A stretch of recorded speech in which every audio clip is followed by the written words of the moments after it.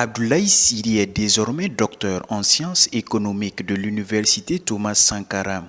Il a défendu avec brio devant le jury sa thèse de doctorat sur le risque et financement bancaire du développement en Afrique subsaharienne.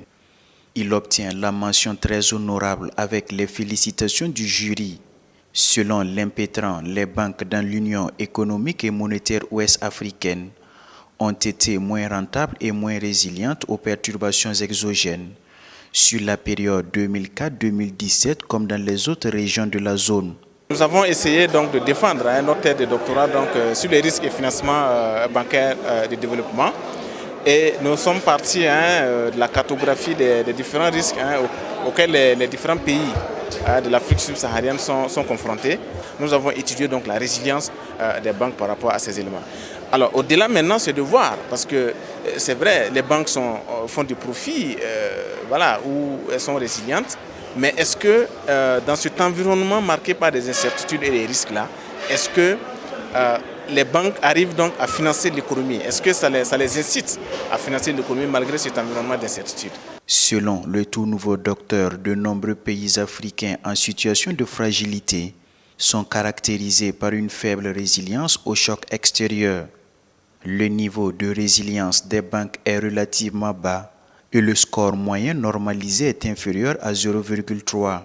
De cette étude, il est montré que les risques encourus par les banques sont aussi bien d'ordre naturel qu'humain, notamment les risques de durcissement politique, de protestation et de violence civiles, du terrorisme et des risques sanitaires.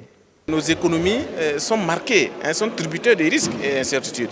Donc déjà là, il y a lieu de regarder comment est-ce que ces risques-là, ces incertitudes peuvent nous affecter.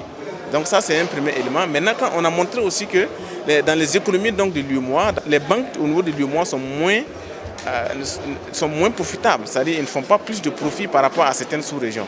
Donc du coup, ça nous a amené donc à regarder qu'est-ce qui ne va pas. Okay?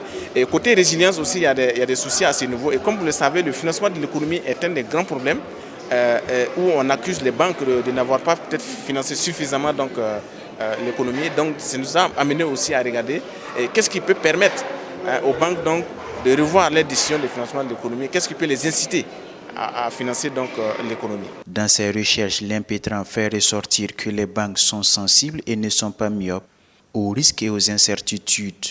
Il invite par conséquent les régulateurs à veiller de sorte que les institutions financières, notamment les banques, ne soient pas des amplificateurs des effets néfastes des chocs et des crises.